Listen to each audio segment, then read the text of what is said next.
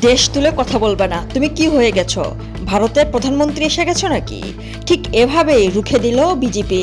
সুপ্রিয় দর্শক, আপনারা বেশ অবগত আছেন, কিছু ভারতীয় নাগরিককে বাংলাদেশে পুশ ইন করার চেষ্টা করছে বিএসএফ।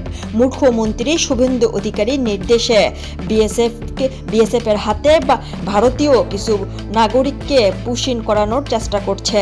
রাতের আধারে সীমান্ত এলাকার লাইটগুলো অফ করে দিয়ে রাত 2টা থেকে 3টা অথবা 1:30 এই টাইমগুলো বেছে নিয়ে বিএসএফ কিছু ভারতীয় নাগরিককে বাংলাদেশে পুশ ইন করার চেষ্টা করছিল এবং সেই সকল জনগণদের জিরো পয়েন্টে এনে রেখে দিয়েছে। তারা বৃষ্টিতে ভিজছে এবং রোদে পুড়ছে। দর্শক, তারাই বলছে তারা ভারতীয় নাগরিক, তারা যুগ যুগ ধরে ভারতে বসবাস করছেন এবং তাদের মা তাদের বাবা এখানকারই বাসিন্দা, কিন্তু তারা এই শুভেন্দু অধিকারীর কারণে সেই সকল পরিবারকে একেবারে বিএসএফ এর হাতে তুলে দেওয়া হয়েছে। বিএসএফ এনে পুশ ইন করার চেষ্টা করছে এবং তারা জিরো পয়েন্টে আছে।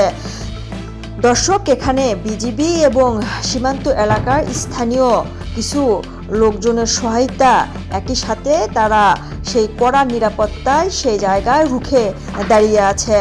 কখনো তাদেরকে পুশ ইন করতে দিবে না। বিজিবি এবং স্থানীয় লোকজনের সহায়তায় আজ সীমান্ত এলাকায় উত্তাল।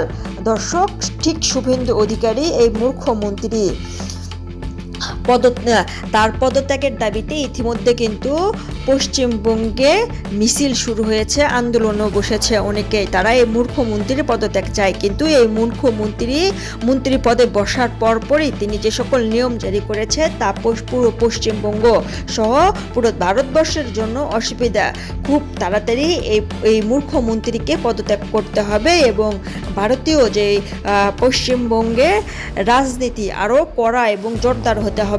দর্শক, ঠিক একইভাবে এই শুভেন্দু অধিকারী মুখ্যমন্ত্রী তারা বাংলাদেশে তাদেরই নাগরিকদের, ভারতীয় নাগরিকদের পুশ ইন করার চেষ্টা করছে।